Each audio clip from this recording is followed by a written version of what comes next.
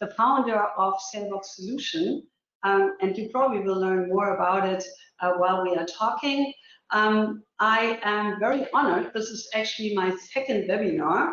The webinar series we are holding here together is the rise of live cell shipment, and I'm going to tell you in a second why do we focus on that. This time, our webinar is focusing on the challenges of building and transporting organoids.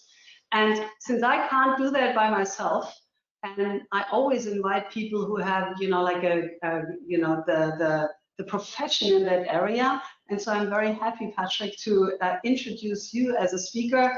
Patrick Kugelmeier is the co-founder and medical director of a company who is named Kugelmeiers Ltd. So by chance, maybe we find out why they have the same name.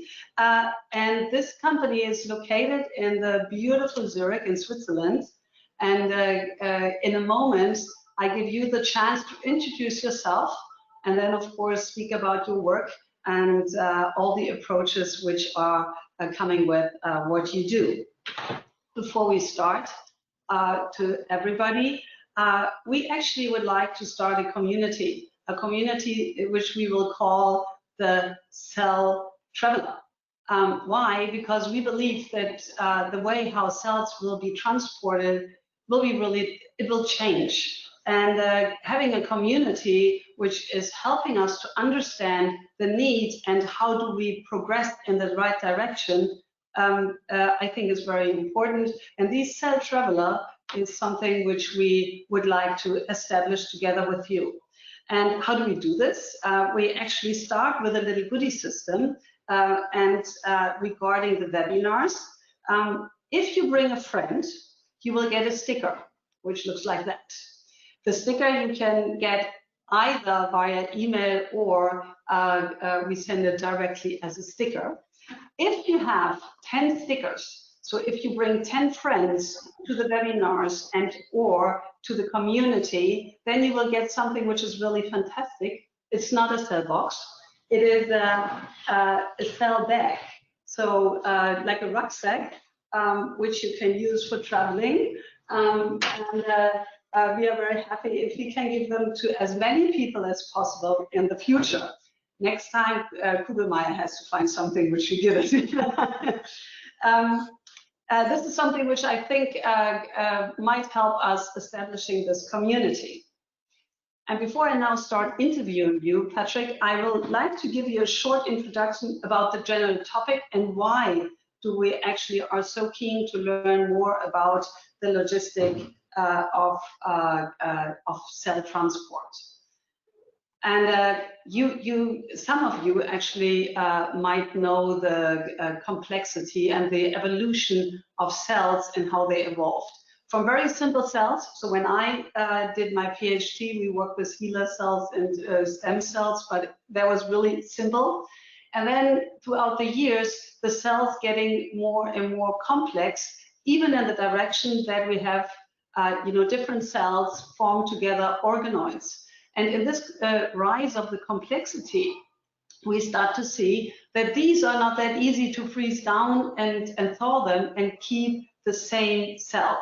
So the quality and the quantity is actually what they lose if you freeze fragile cells. So they all behave more and more different, but we can see that we need to have different approaches how we can transport cells.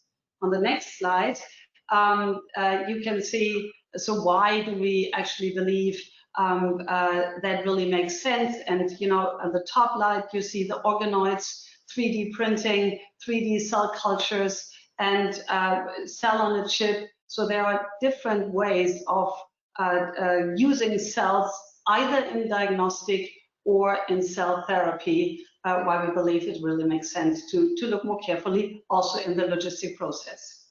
And when you can see the globalization is also something which change the way researchers are working in the future. Remember the old days, it was, like within Germany or within Switzerland, that people did this research and exchanged their work. now, actually, if you work with someone together, it really doesn't matter if they are sitting in Japan or in the US or within Europe, because you have chances to get in contact, like with these kind of Zoom conferences, but also that you have the potential to ship cells from A to B. Can you ship them always frozen? Will be actually the question, and how can we change that? And the next slide, if I still have one. I still have one. I don't see it. The complexity of cell logistics. The complexity. You see das nicht? So I'm sorry. Even if maybe while we are trying to get the next slide, I can tell you if you have questions. So if you, here's the next slide. But if you have questions and you want to say something, you can probably type it in, and we will take care of it. And if we don't have time for that, then we would probably just answer this question and send it to you directly. So just for your information. And now we come to this slide, the complexity of cell logistic. We actually believe that in this transport, there's a lot of power in the future, because from having really difficulties to transport fragile cells, for example, also organ on a chip, you will never can grow the market size. If you make it happen that you can transport these kind of cell systems, you can increase dramatically the market size. For example, like if you look at diagnostic, the diagnostic transporting blood is so established that the market is huge.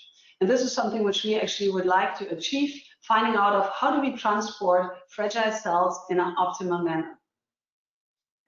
And that's why we believe rethink cryo. Sometimes cryo is actually quite important, and sometimes we need alternatives. Okay, so this is as a little introduction, and I hope, Patrick, that I can give you now the word. And I would be first very happy if you introduce yourself and maybe a little bit about your company and what are you doing. And then I come to the question. Very good. Kathrin, thank you very much. It is really great, and also for us a big honor to have met you, because you have actually solved a fundamental problem where we are actually working in since 20 years. So I'm coming from the clinical islet cell transplantation program from the University of Zurich. So this is a technique where you use the insulin producing cells of the human body to cure a diabetic patient, so that he can have his life back again, so he can have time with his children or family and go having a dinner without needing to have the permanent need of permanent control. So this is really quite life-changing if you can cure a diabetic person with the actual cells that make the insulin. So this is where I was actually entering the field of cell therapies. That was 20 years ago, and then I did my doctoral thesis on that, and I was fascinated of the topic. So I went on to do a PhD program with stem cells. That due to the complexity of culturing cells, I still couldn't really finish until that day. But it doesn't matter. I learned a lot what cells like and what they don't like, and what is actually needed in order to make this enormous potential of cells, what they are actually creating, make this usable. So this is actually leading us to this today's tipping point in medicine, which I would dare to say this has never happened in human history before. So this is really the largest evolution of medicine ever. And it's actually the transition from repair to healing. So until this day, we needed to work with the things we had. So I did clinical surgery, I did transplant and trauma surgery, and you need to repair being that a cancer or a fracture or whatever, you need to repair it. You cannot replace it. If you want to replace it, it becomes a transplantation, and transplantation today is quite difficult. But what the beauty is today, this transition lies in there, that we are actually having this natural process of creating ourselves every day new. So every listener out there, think about that in the last 5 days, you actually have recreated your entire gut system. The lining of your gut is fresh again, and in the next 5 days, it's fresh again, and your skin is fresh every month. And what you see, the wrinkles that I can see here very well with myself, is just the programming, the copying defects of the cells. But by definition, stem cells are immortal. That's the reason why we as humanity exist. But having one body, it has some kind of expiry date. And now we are entering that time where we understand how cells are doing that. This recreation of the body, this re-establishment of health every day. That's why you go to sleep every day. You are recreating yourself. And now we are getting access to this knowledge, meaning that in the future you can develop cell therapies that add health, years of health added. Meaning that if something breaks or is not good anymore, you can recreate it. You can regrow the tissue, regrow the organ. And that is a fundamental change, which also will have a deep impact on society as a whole. And as we, in cell therapy, we have been doing this shipping stuff all the time. You do a centralized production, which of course today needs to be GMP and all this quality. So there is the fundamental need of having good logistical solutions to bring the things to the patient. And we developed a platform that allows to absolutely standardize the most important format in cell in 3D cell culture today, which is spheroids.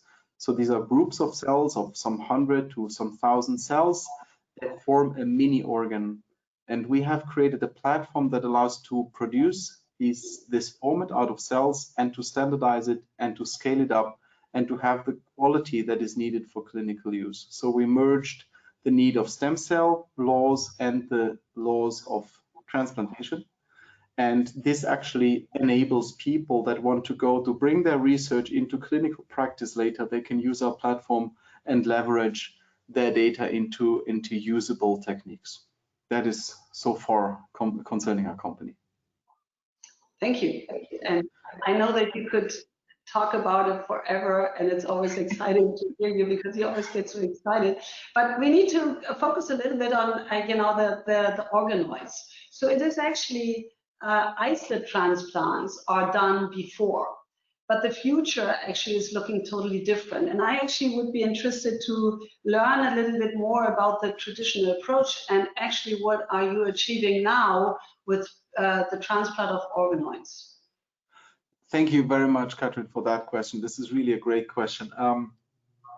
So coming from the islet transplantation, this is the reality that it has been performed for 20 years. So we are receiving a real organ from a donor which unfortunately died, and he was willing to donate his organs. So we are grateful every time we receive an organ from a donor that actually gives part of his life to make another life possible.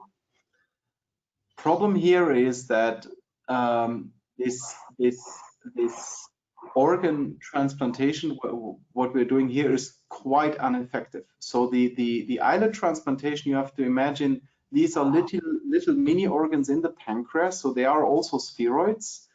Ranging from 50 to 400 micrometers, or about 0.5 millimeter large in size sometimes. And they have this connection of blood vessels, going in and out, and normally there's a huge blood flow through it. So if we take cells out of it, these spheroids, they have no connection to the blood flow anymore. So when we transplant it, the size of these spheroids is quite large sometimes, and so the oxygen cannot diffuse totally to the center, meaning that the whole center is dying if it is too large. We found this and we have published that and could show in humans that if if by chance you have smaller islets, the outcome is better. And that is pure physics. So it's really just the first principle of, we have blood flow everywhere. That's where capillaries in our finger. If you press your skin, it becomes white because there's blood everywhere in order to bring the oxygen and nutrients there. And then the last steps into all cells is by diffusion. So these are laws that are, since in nature, in the creation of the earth, it's like that, and they are not changeable. So in order to standardize, in order to make them survive, we have developed our platform, and so we overcome this problem of survival of cells. That's one thing. But why spheroids? Why organoids? You were asking this. Very important, because we are dependent on donors. It's not funny. We need somebody to die in order to become the cells that we need to treat somebody, right? That's not really efficient. Second, you need to overcome the immune barrier. So you need to have immunosuppressants and all these things. So these are the two major drawbacks of today's organ transplantation. Totally limited number available of tissue and the immune barrier. Organoids, they are giving the way out. So first, they can be standardized. They can be scaled to any number if needed, if you have the cells. And that is the thing. With stem cells, you've got an unlimited source.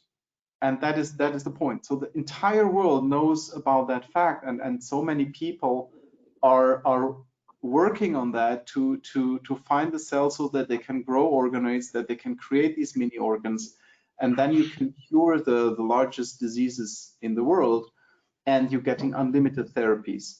And that is actually the thing. We are really passionate about enabling unlimited cell therapies and contributing to a global change and more humanized and more affordable and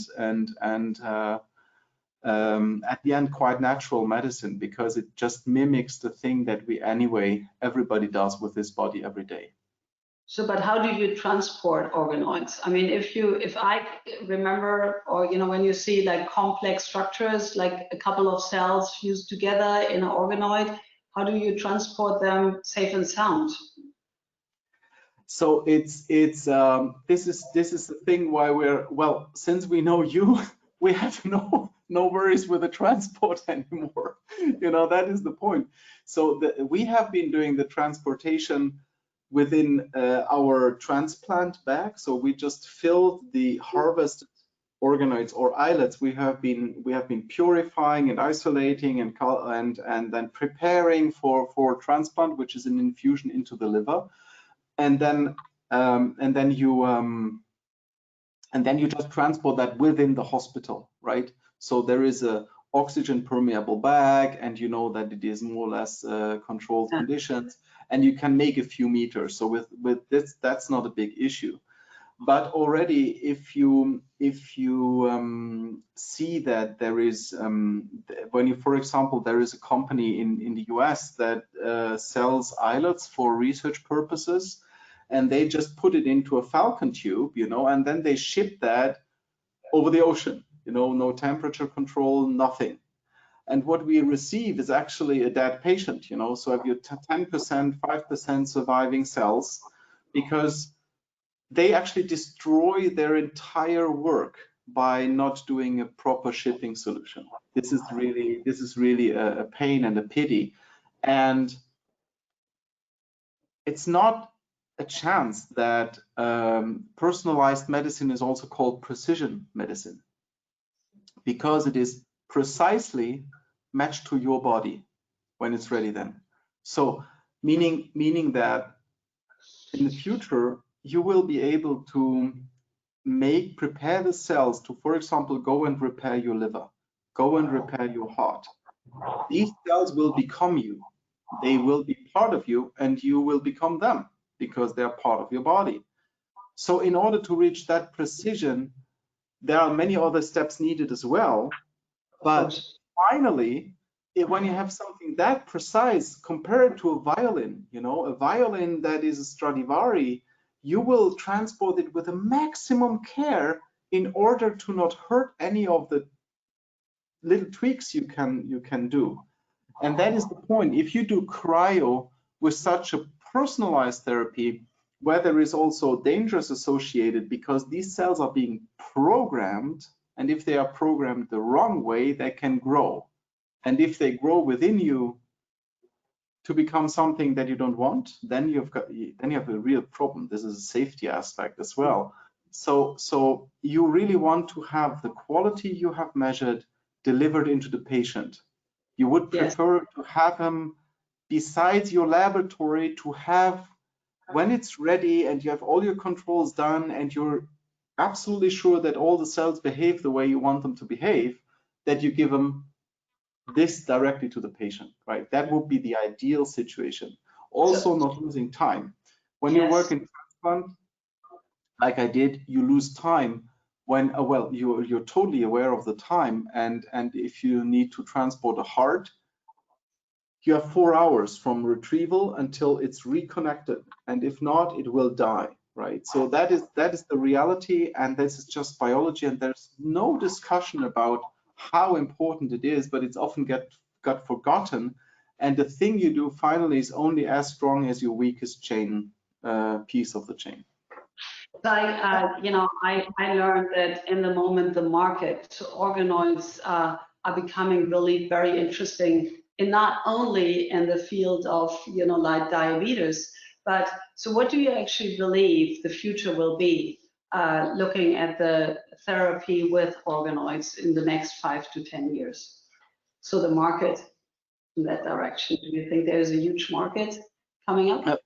Thank you. This is also a fascinating question. It's let me put it this way. The human mind is not made for exponential growth curves. It's just not. It's just nothing that the human mind can conceive well. Now we're a little bit more familiar since the COVID crisis. Tell me. Yeah. No, I understand. Yes. Yes, yeah. You are. But now we're a little bit more familiar because of the COVID crisis, what exponentiality means. But even the most professional analysts were 95% wrong in making projections about disruptive technologies. So look at what Bill Gates said when he was asked how many personal computers will the world need. He said about 500 or so. Because he said it's only for special needs, right? He himself, or the analysts talking about the cell phone market, and this was McKinsey and telling AT&T, you don't need to go into the cell phone business because the market is so small. So they've projected to have an entire year of revenue, which has been reached within 3 days only. So it's 100-fold wrong. This is the thing what is going on. Now, if you go into PubMed, and that's actually a nice exercise. If you go into PubMed and you enter spheroids, look at the steepness of the curve. It's actually the steepest curve in entire PubMed. I've never seen such a steep exponential curve like this one. And so it's not only a mega trend. This is a fundamental new dimension.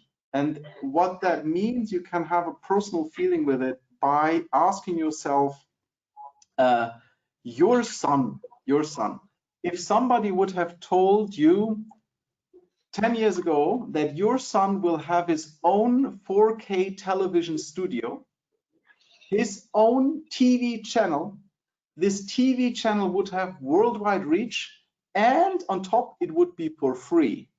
What would you have said 10 years ago to the guy telling you this? Please seek help. Go to a psychiatrist and treat your disease, right? Today, everybody has got this machine in his pocket, right? And this machine is a 4K television studio. You can have your YouTube channel. You can have it's for free, and you have worldwide reach. So this is the dimension now. Everybody got a feeling about how reality changes. And if you have something that is that powerful that it changes the entire paradigm of medicine, which is actually the most important thing we have. If we don't have health, no money, no house, no car uses us anything. But if we have health, and Harari puts it this way. Yuval Noah Harari is really a good analyst of the situation. He has said health is the ultimate market. It's just there's no bigger market, and there is other guys are looking at this topic also because it will lead eventually to more years of health, right? So even conceivably, even that life becomes longer. This is a trend that we have since 150 years. Humanity has increased lifespan by a factor of 2.3 at this very moment, and now it's the next level. So health will be more, not only disease avoided, but health added. And therefore, this is probably one of the most disruptive and most important markets. And one analyst puts it this way: they said the longevity industry will be the largest and most complex industry in human history, period. No, so I understand it's exponential, the market growth in the future. Before I ask you my last question, there is someone who actually wanted to know from you how to transport organoids which are sensitive of vibration. So that's a good one. Wow. That's not me, but I think it is I love the question. Oh my God, this is beautiful, because this is interesting, because there is now even data emerging, also a total paradigm breaker, that you can actually influence the genetic expression with waves, with vibration, with actually on the bottom line, it's sound. And there is dramatic data showing how you can influence, chronic wounds and stuff like that with vibration or wave. What is it called? It's not shock waves. It's called it's a certain form of acoustic waves. And they are actually creating incredible results. So in hospital, in patients, so it's amazing, and you can show that on the cellular level too. So actually, and it just reminds me, when he asked this question and it's sensitive for vibration, I would love to know more, because there are cells that are sensitive for programming via vibration. And that would be very interesting to discuss a little bit. I mean, that's a technical question to you. I would say, depending on the spheroids, I would put them into a liquid solution, and you have these semi-solid partners, right, that allow to make the medium a little bit thicker. So you have like a cushion around the spheroids. And I could imagine that this is quite a damping effect, so that the waves would be damped, and like in a cushion, that you have really something like less vibration. So I would explore that question, and I would be happy. You can also drop me an email or call me via the webpage. It wouldn't be a problem. Or Patrick@Kugelmeiers.com.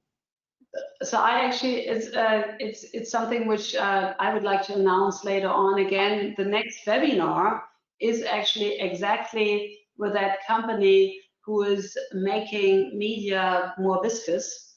And I was just wondering if that probably might help, to keep them more stable. And of course, you also have to see how you transport, if depending on the way, vibration can be very strong, can be low. And I think we need all to understand a little bit more what kind of vibration are meant. Because what we experienced not with organoids, we had one trial, this is only one trial, where because of driving in a car, the cells grew better than staying in an incubator, so this is something which, seems not only negative, but in the case the person requested, it seems like there is a sensitivity. So it's, we will definitely forward that if there are more questions, or and then you can talk direct. Coming to my almost last question, and that is about the whole topic about regenerative medicine. And there is a lot of risk also going on in patient. Like when you work with all these cells which are organized, which are transported back and forth. So can you a little bit talk about the safeguards and how is the impact on the cell therapy for patient, and how risky is that? Yes, during the course of medical evolution, we have learned that there are laws of nature that need to be respected. So you should not drink disinfectants, also not when a president recommends that. Okay, I can. You should, so there are certain, you should disinfect your area when you're making a surgical incision or whatever. So there are absolute clear empirical and understood laws of nature that need to be respected. Now, when we look at how we are formed, we are an orchestra of orchestras, or the body at least is an orchestra of orchestras of interactions and interplay. And the thing is that you are actually evolving from one single cell into your billions, your 40 billions, trillions actually in that case, of cells. And the problem is, you need to imagine cell therapy means you put a new player into the orchestra, replacing the guy who has now a broken flute or something like that, right? So that guy needs to play the same rhythm, the same melody like the other players. If he doesn't, he sometimes, it's just not fitting well, or he might overtone the others. With stem cells, this is really actually the most important and most sensitive topic. The functionality, this is medical ethics, needs always to be balanced with the risk. And the risk in stem cells is they can grow, and they need to stop growing at a certain point in time. When they have become you, part of your heart, for example, part of your liver, and they have the idea, because they do not realize that they should be stopping growing and grow on further, they just kill you because they become a cancer. And today, cancer research is quite firm. In almost any solid tumors, you find the so-called stem cell, cancer stem cells, meaning that it's one of the working workhorses today that all cancer are stem cells that are wrongly programmed. So the danger is, you're integrating some living organism into you that should become you, part of you, and if it is not in the right differentiation state, if it is not fitting you, it can kill you. And that is actually the problem. And this is also the first time in history where the laboratory work is not yielding in a publication anymore, but it's yielding in medical reality. And so there is a lot more responsibility that is going into research and science right now, that people need to think, well, my result, if there is this below p-value of 0.05, this is not enough in that case. If there are 2 or 3 cells that go wild, they can kill the patient. So we need to rethink totally, what does cell culture mean? How do we determine if all the cells are safe? You know, the stronger a cell can develop, the more dangerous potentially it can get. So there are a lot of thoughts going into that topic. And finally, ultimately, all these efforts are leading to the good feeling that, well, we are doing a therapy, we're developing it to also be able to treat our father, mother, or sister, you know, with a very good conscious mind, to say, okay, we did everything in order to secure that we are doing no harm, right? And that is actually the thing of medical ethics that needs to go besides the business models. You know, there's a lot of, oh my God, this big opportunities, pushy stuff, but we need to stay, there's a higher level, and that is, don't do harm, stay with the ethics, and you can really kill the whole field. If you are too pushy and you're putting something into the patient that is not safe, this has happened several times in medicine, then the field is dead for 20 years, and then until someone tries to reestablish something.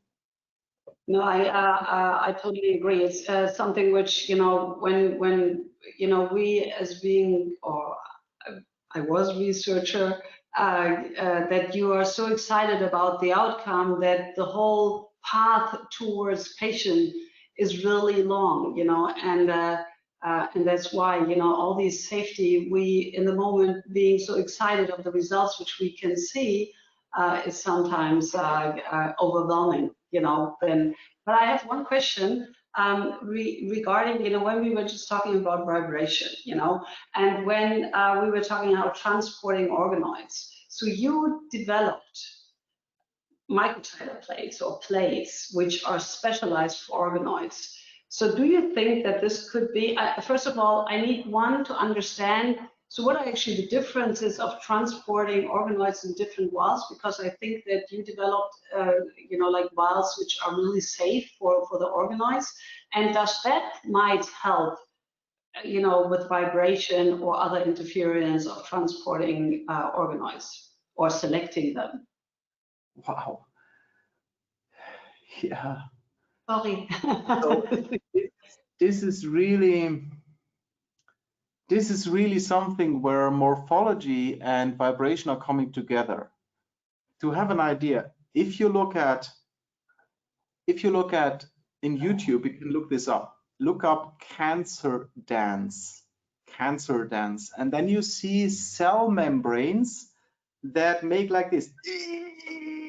Like the membrane has really spikes and is looking like an oscillograph of nervousness, like sound that is squeezing. And if you look at the normal cell, it has these beautiful waves of just like a harmonious flow, and you see it with your own eyes. And we also see that in our platform, that when we see sometimes that stem cells develop normally, they have nice spheroidal form and they are with round, nice borders. And then sometimes one stem cell gets wild and makes the same, the very same pattern of these spikes around it. And this is the point where we need 100% control with special optical measures, with artificial intelligence image recognition, and with all these things in order to calibrate the status of differentiation with optical measures, and so you can have a 100% overview of all the things you did. Now, combining this with this vibrational question, there is now really work going on to understand what is vibration doing with the cell programming. So there is concrete work ongoing also with light even. It's an entire field that has been born. It's called Optoribogenetic. So with optics, you can influence the ribonucleic acids, right? That's just amazing. And so the fields merge. You can also trigger with a laser beam, you can trigger a microphone to open your garage, because the laser is strong enough to move the microphone, and so the vibration of the laser saying open the garage door can activate Siri, and so you can break into your house. So this has been shown with technique. You can see that in YouTube. So what is vibration? And quantum physics tells us clearly that matter and energy or vibration is no difference, right? And so we need to have a discussion, what is the purpose and how do we measure how we get closer to that purpose? So if somebody has this question with the vibrational sensitivity of these cells, it would be a great discussion to just see, well, what does that mean? Why is it like that? And how can we use that in order to maybe make the cell develop into a special destiny that fits everybody, that the cell is happy and the owner of the cell as well. I have only 5 minutes left, which is a pity, because I think we can talk forever, which is not good today. It's only 5 minutes, but I have, for me, one question regarding organoids. If you would say, so what are the next, or the organoid future, which kind of diseases might be or could be treated, and what kind of cells do you believe would work as, for example, within the cell therapy? And right. Not only isolate or, the research you're doing. Great, thank you very much for this question. So there is for sure the first principle reasoning also applying here. The simple steps work first. So if you have an organ function that is on a cellular level, you don't need to take care a lot about the difficult architecture. So for sure, diabetes is one for the first fields to be tackled. That's also our origin and where we're going, clinical trial next year. And so there is no difficult cellular architecture. So there is something that will go first. Next thing, adult cell therapies with hepatocytes, also a very hot topic, has been done already with children with hepatocytes. It worked. So there is a lot of stuff going on.